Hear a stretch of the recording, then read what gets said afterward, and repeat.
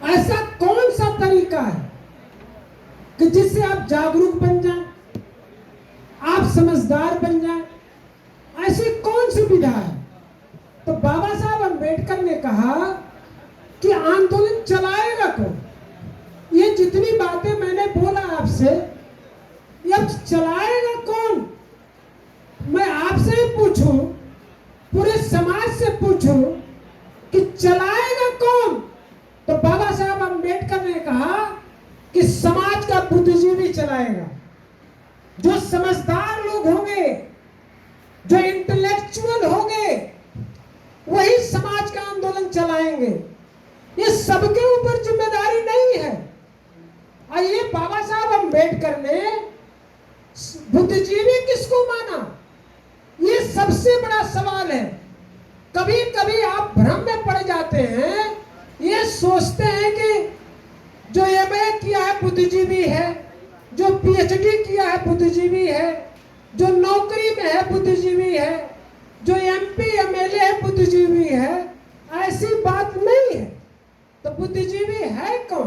तब बाबा साहब अम्बेडकर ने कहा कि बुद्धिजीवी व्यक्ति वही है जो दूरदर्शी हो, जो नेतृत्व क्षमता रखता हो और जो सलाह दे सकता हो। तीन ही गुण है। अगर ये तीन गुण आपको समझ में अपने अंदर आ गया तो आप अकेले ही आंदोलन चला लेंगे, अकेले ही। क्योंकि एक शायर ने कहा था कि मैं अकेला ही चला था 96 मंजिल, मगर लोग आते गए और कारवां बनता गया। यदि आपने ये सोच लिया कि हम बुद्धिजीवी हैं, तो तीन गुण आपको रखना पड़ेगा: दूरदर्शिता, नेतृत्व क्षमता और सलाह देने की क्षमता। ये तीनों गुण बाबा साहब अम्बेडकर में था। ये तीनों गुण बुद्ध में था। तीनों गुण आपके ज्योतिबा फूले में भी था। तीनों गुण छत्रपति साहू जी महाराज के था। ये तीनों गुण आपके बहुजन नायक कांशीराम साहब में था। ये तीनों गुण था।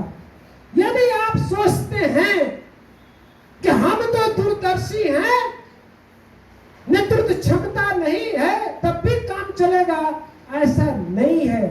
हमारा समाज फेल हो, 85% फेल हो रहा है। उसका कारण मेन है कि नेतृत्व नहीं लेना चाहता, भागता है। अभी कह दीजिए कि 10 लोगों को मीटिंग बुलाओ, वहीं पर उसको पसीना छूट जाएगा। लेकिन उससे कह दो पार्टी अपने घर दे दो, तो कहेगा कब आएंगे। और जब मैं बोलता हूं कि आप मीटिंग अपने घर बुला दो 5 आदमी का, तो कहता है सोच के सर बताएंगे। और यदि मैंने कह दिया कि आप मुझे अपने घर पर चिकन खिलाओ, आज ही सर, अभी सर, कब बोलो, कब रख दे, और मीटिंग के लिए बोल दिया तो जैसा लगता है क्योंकि मृत्यु सैया पर चला गया। क्योंकि लीडरशिप नहीं है, उसकी औकात ही नहीं है। दूरदर्शी तो है, लेकिन नेतृत्व क्षमता नहीं है, सलाह देने की क्षमता नहीं, ज्ञान बांटने की क्षमता नहीं है। अब ये आएगा कैसे? अब कोई पूछेगा, ये तो कठिन सवाल है, लेकिन इसकी भूमिका क्या होती है? बुद्धिजीवी की भूमिका क्या होती है? अब जरा इसको समझिए। तब बाबा साहब अम्बेडकर कहते हैं, किसी भी देश की अधिकांश जनता क्रियाशील और विचारशील जीवन व्यतीत नहीं करती, वह अपने बुद्धिजीवियों का अनुकरण और अनुगमन करती है।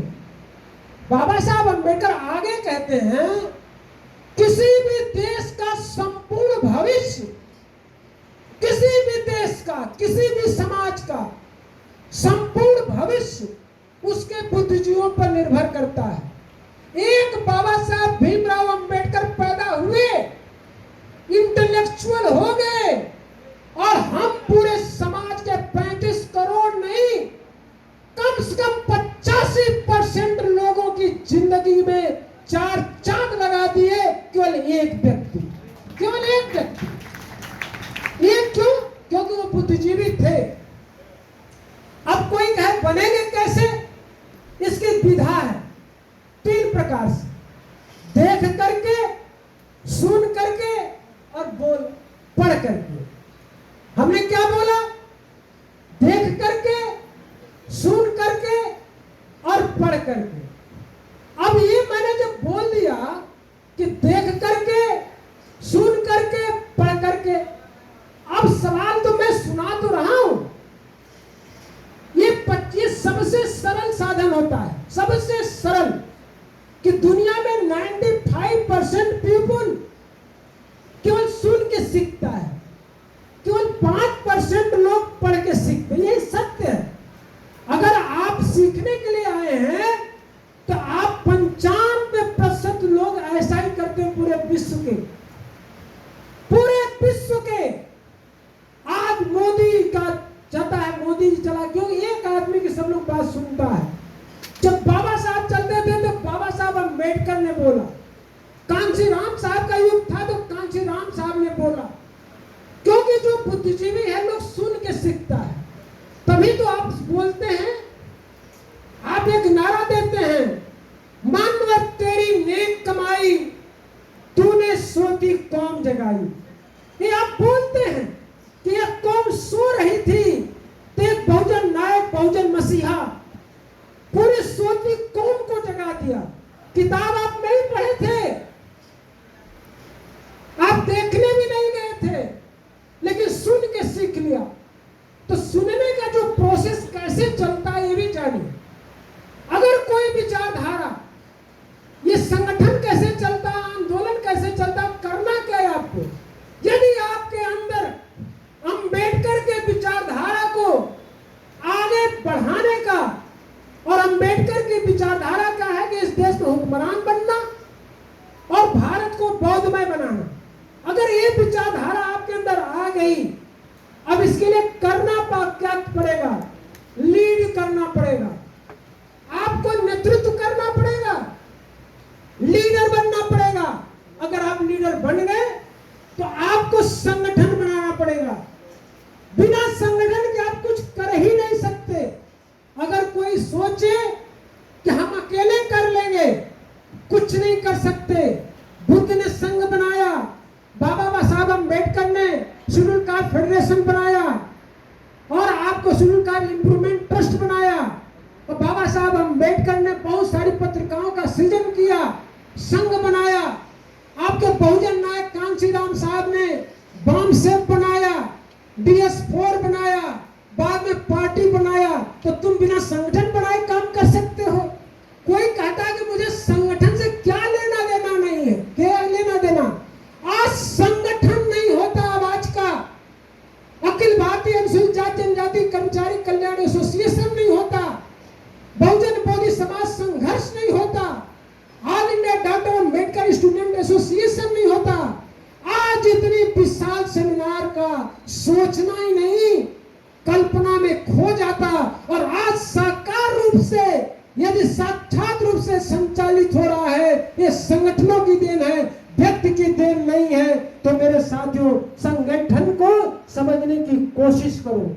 अब आगे मैं बोल रहा हूं, संगठन तो बना लिया, अब आगे आपको क्या करना है? 4 चीजें करना है। विचारधारा, नेतृत्व क्षमता, संगठन, इसके बाद कार्यक्रम होना चाहिए। तो कार्यक्रम के लिए भी 4 पार्ट है। मीटिंग है, कैडर है, सेमिनार है और रैली भी। ये 4 पार्ट है। और ये आप जो तीसरे पड़ाव पर हैं, आज जो सेमिनार कर रहे हैं, मीटिंग से ऊपर उठ चुके हैं, कैडर से ऊपर उठ चुके हैं, तब जाके सेमिनार हो रहा है। और ये आंदोलन का प्रारूप है। और ये तहसील में, ब्लॉक में, गांव में, ये बाबा साहब अम्बेडकर के जीवन संघर्ष को आगे बढ़ाते रहना चाहिए। अब मैं आपसे एक सवाल करूं कि आज का जो विषय है, अब आप लोग कहेंगे आप विषय पर तो बोले ही नहीं, ये तो जनरल बातें बोलते चले गए, विषय वस्तु पर कब बोलेंगे? ये विषय वस्तु को प्रोटेक्ट करते हैं, सहायता प्रदान करते हैं। आज का विषय है प्रतिनिधित्व, ब्रैकेट में है आरक्षण, संरक्षण और हम सब का दायित्व। अच्छा ये बताइए, आज जितने पब्लिक बैठी है, ये जो विशाल समुदाय बैठा हुआ है, कोई आपसे पूछे, और कोई माने ब्राह्मण आके पूछे, अरे तुम तो खैरात लूट रहे हो, तुम तो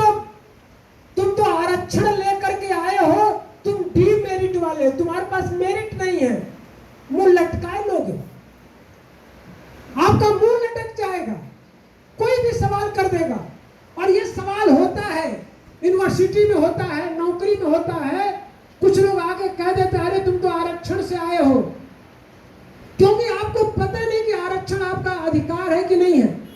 और एक नारा आप लगाते हैं, आरक्षण कोई भीख नहीं, ये अधिकार हमारा है। नारा लगाते हैं कि नहीं? अगर नारा लगाते हैं कभी तो हाथ उठाइए। अरे ये तो सब लोग लगाता है, लगाता है। हम सवाल नहीं करेंगे, सवाल नहीं करेंगे, डरिए मत। आरक्षण कोई भीख नहीं, ये अधिकार हमारा है। आप लोग नारा लगाते हैं? लगाते हैं तो हाथ उठाइए। अच्छा, जो लोग नहीं उठा रहे हैं, आप जान लीजिए कि आरक्षण कोई भीख नहीं, आपका अधिकार है। आरक्षण खैरात नहीं है, आरक्षण आपका अधिकार है। कुछ लोग कहते हैं कि आरक्षण कोई भीख नहीं, पूना पैक्ट की देन है, पूना पैक्ट का वादा है। पूना पैक्ट से पहले चीज आप लोग समझ लीजिए कि पूना पैक्ट से आपको आरक्षण मिला है या आरक्षण छीना गया है। अगर ये बातें समझ में आ गई तो आप समझिए कि सेमिनार को सही सही समझ रहे हैं।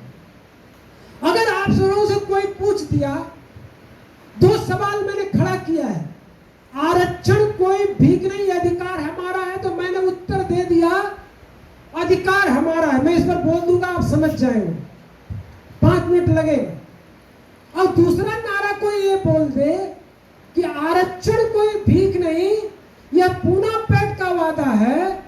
एक दूसरा लड़का बोलता है कि आरक्षण कोई भीख नहीं, यह गोलमेज सम्मेलन का वादा है। तो दोनों में से सही क्या होगा? आरक्षण कोई भीख नहीं, यह पूना पैक्ट का वादा है। मैं इसी पर केंद्रित हो जाऊंगा तो आपको अगला सवाल समझने में सुविधा हो जाएगी। आरक्षण कोई भीख नहीं, यह पूना पैक्ट का वादा है। ये पूरे देश में गलती से नारा लगता है। अब पूना पैक्ट में आरक्षण मिला नहीं, आरक्षण छीना गया था। अभी मैं ये पहले ये आपको टेलर बता रहा हूं, ये कहानी जो मैं बोलने जा रहा हूं, इसका मूल बातें आपको बताने जा रहा हूं कि हम ये जब बोलेंगे आरक्षण कोई भीख नहीं, ये पूना पैक्ट का वादा, ये गलत है, ये गलत है। ऐसे काट दीजिए, पूना पैक्ट से आपको आरक्षण नहीं मिला है, पूना पैक्ट से आपका आरक्षण छीना गया। एकदम दिमाग में बैठा लीजिए, आरक्षण आपका पूना पैक्ट से छीना गया है, मिला नहीं है। अब कोई पूछे क्या छीना गया है, तो अब मैं जब बोलूंगा कि उसमें हम लोग को पृथक निर्वाचन का अधिकार था, वो छीना गया, वहां संयुक्त निर्वाचन पर समझौता हुआ, तो कोई पूछे कि पूना पैक्ट में क्या हुआ, तो आप उत्तर दे सकते हैं कि पूना पैक्ट में हमारा आरक्षण छीना गया।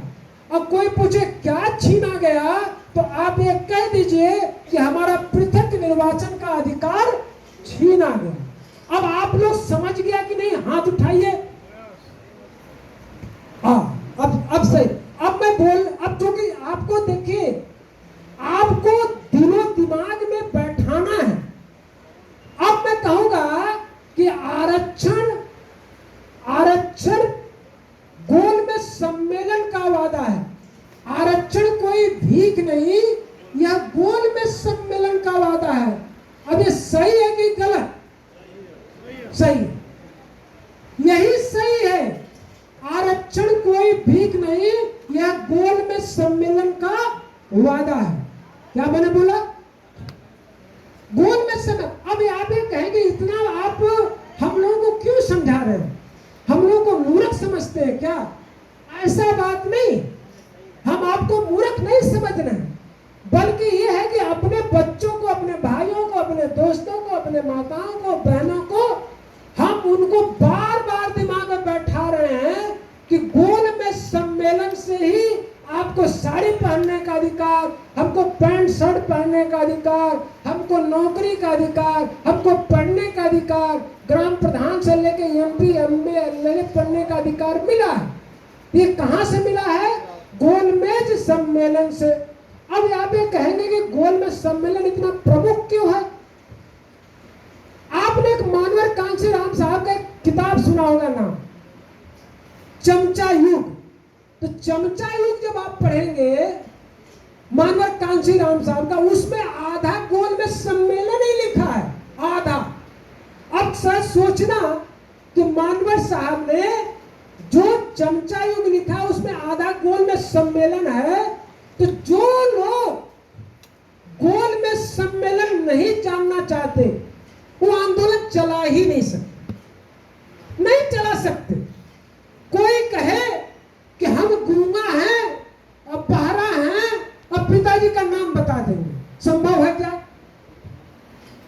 गूंगा है, बहरा है और उसमें एक और शब्द जोड़ दूंगे, अब तो ये कहेंगे साहब गूंगा बहरा तब भी तो पढ़ सकता है ब्रेल लिपि से, तो आप लोग हम हार जाएंगे। मान लो मैं कह दिया गूंगा भी है, बहरा भी है, अनपढ़ भी, अब बताओ ना बाप का नाम कैसे बताएगा? अगर गोल में सम्मेलन नहीं जानते आप आंदोलन चला ही नहीं सकते, नहीं चला सकते। अब आपके ऊपर अब समझने की जिम्मेदारी की, इसका मतलब इसको समझना जरूरी है। यही तो आरक्षण है, यही तो प्रतिनिधित्व है, यही तो आप कहते हैं कि हमको जो 15% की नौकरी सेंट्रल गवर्नमेंट में और 22% की नौकरी स्टेट गवर्नमेंट में मिलनी चाहिए, ये गोल में सम्मेलन का ही वादा है, तभी ये देश आजाद हुआ है। अब उसी पर मैं 5 मिनट बोलने जा रहा हूं और बात को थोड़ा ध्यान से सुनना, थकना मत, परेशान भी मत होना, बस खाली समझने की प्रक्रिया में बता दे रहा हूं, केवल मेरे तरफ ध्यान देना। अगर समझना है तो, और नहीं समझना है तो आप परेशान हो जाएंगे। तो आप मेरे तरफ देखेंगे मैं क्या बोलता हूं, तो मेरे हाथ से, भाव से, शारीरिक भाषा से आप बात को समझ जाएंगे। अब शारीरिक बात से समझ जाएंगे बात को तो आप आगे आंदोलन को बढ़ाएंगे। अब क्या है गोल में सम्मेलन, इसको मैं बताने जा रहा हूं। 5 मिनट का टाइम लगेगा, धैर्य से बैठना। जब इस देश में भारत सरकार अधिनियम 1919, थोड़ा कठिन है हल्का सा, लेकिन मैं इसको साधारण बताऊंगा।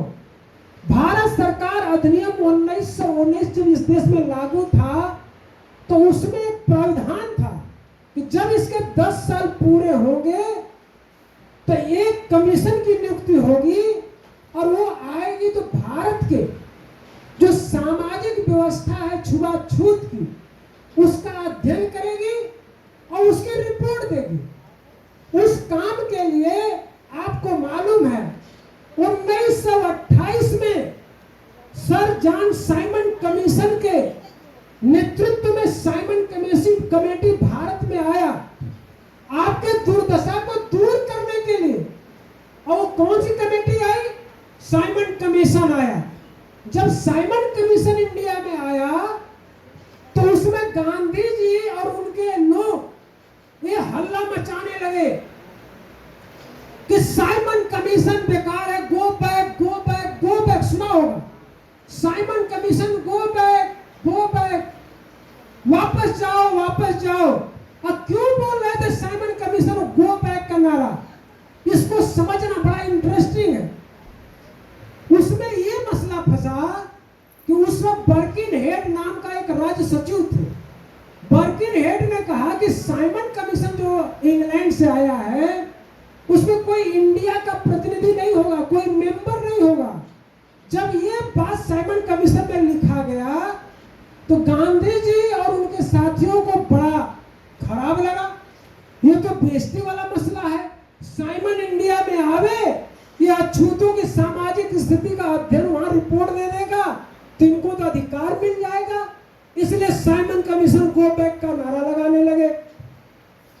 अब जब इस विरोध को दूर करने के लिए एक प्रस्ताव पारित हुआ कि उसमें आश्वासन दिया गया कि गांधी जी एंड कंपनी आप लोग गो बैक का नारा मत लगाइए, साइमन की रिपोर्ट पूरी होने दो और पूरी होने के बाद जब ब्रिटिश प्रधानमंत्री रैमसे मेनलॉर्ड को जब दिया जाएगा इसके बाद एक प्रतिनिधि मंडल भारत से बुलाया जाएगा और जब आपको बुला करके वार्ता किया जाएगा तब वो थोड़ा विरोध शांत हुआ। अब जरा देखो, अब नया खेल आ गया, नया खेल। गांधी जी ने सोचा कि साइमन कमीशन की रिपोर्ट इतना खराब बना दिया जाए कि मामला ही ना बने। अब ये सारे लोगों को लगे लोग समझाने कि जब साइमन पूछे कि तुम लोग के साथ छुआछूत होता है कि नहीं, तो तुम लोग कह देना कि हम लोग तो हिंदू हैं, छुआछूत तो होता ही नहीं। अब साइमन जहां भी जाता पूछता कि छुआछूत होता है कि नहीं, सभी लोग कहते कि छुआछूत नहीं होता, हम लोग तो हिंदू हैं। अब बाबा साहब अम्बेडकर का नंबर आया, तो बाबा साहब अम्बेडकर को यह संज्ञान में आ गया मसला कि कुछ गड़बड़ हो रहा है। तो बाबा साहब अम्बेडकर और आपके साइमन साथ साथ अध्ययन करने लगे। एक माता जी को देख करके साइमन ने पूछा, माता जी आपके साथ छुआछूत होता है? माता जी पहले से तो रट रखी थी कि साइमन पूछेगा और हम उत्तर बता देंगे। इन्होंने सीधा उत्तर बताया, छुआछूत नहीं होता, हम तो हिंदू हैं। बाबा साहब अम्बेडकर की तरफ साइमन देखा और इशारा किया कि यही हालात है। तो बाबा साहब अम्बेडकर भी इशारा किए कि साइमन थोड़ा ठहरो, माता जी से मुझे भी सवाल करने दो। और कौन बाबा Saheb Ambedkar? Symbol of knowledge, ज्ञान के प्रतीक। बाबा साहब अम्बेडकर ने कहा, माता जी हमको प्यास लगी है, साइमन को प्यास लगी है, उस कुएं से पानी लाके पिला दीजिए। अब माता जी भूल गई कि हमने पहले क्या बोला था, हाथ जोड़ के बोलती हैं, अरे बाबू मैं तो अछूत हूं, यदि मैं उस कुएं पर गई हमको तो मार ही दिया जाएगा। तब बाबा साहब अम्बेडकर कहते हैं कि पॉइंट शुड बी नोटेड। बाबा साहब अम्बेडकर ने मात्र एक सेंटेंस में पूरे गांधी जी के विचारधारा को मटिया मेट कर दिया और साइमन कमीशन की रिपोर्ट वहां चली गई। साइमन कमीशन की रिपोर्ट वहां जब गई तो साइमन ने अपनी रिपोर्ट में लिखा क्या? बड़ी इंटरेस्टिंग बात है, बड़ी रुचिकर बात है, ध्यान देने वाली बात है, थोड़ा गौर से सुनना। इस बात को मैं इसलिए सुना रहा हूं कि आंदोलन तेजी से करना है। यदि आपने इतिहास समझ गए तो अपने पुरखों का इतिहास जान गए तो आने वाली पीढ़ी का तुम भविष्य के निर्माता हो और तुम कुछ हो सकता अपने जीवन में कुछ करो या ना करो, लेकिन मेरा पूरा दावा है कि आने वाली पीढ़ी का भविष्य अवश्य बना दोगे, मुझे पूरा विश्वास है मेरे साथियों। तो मेरे साथियों, साइमन ने रिपोर्ट में लिखा कि भारत में एक आबादी है जो लगभग 8 करोड़ की आबादी है, जो पशुवत की जिंदगी जी रही है, जिन्हें हिंदू लोग हिंदू तो कहते हैं, लेकिन ये सार्वजनिक तालाब कुआं पानी से पानी पीने का मौका नहीं है। ये हिंदुओं से अलग है, ये हिंदुओं से अलग है। ये अछूत, अस्पृश्य, दलित, हरिजन, ये जो है अछूतों से अलग है। हालांकि हिंदू लोग इन्हें हिंदू कहते हैं, लेकिन एक्चुअल में हिंदुओं जैसा समान व्यवहार नहीं होता, क्योंकि ये हिंदुओं से अलग है। जब ये रिपोर्ट चली गई, अब वहां पर ब्रिटिश सरकार ने पहले ही कहा था कि हम जब इसको रिपोर्ट को लागू करेंगे, अच्छा भारतीय संविधान जब बनेगा भारत का 1935, उसके पहले ही एक कमेटी बुला करके आपसे पूछताछ करेंगे। अब मेरे साथियों को नया मसला आ गया। 12 नवंबर 1930 को पहला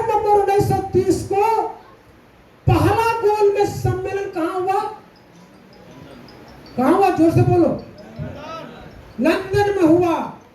इतना आप लोग जान गए, मैं आगे की कहानी बताऊंगा, आप समझ जाएंगे। समझ में आ रहा है कि नहीं आ रहा है? नहीं आ रहा है? अगर आ रहा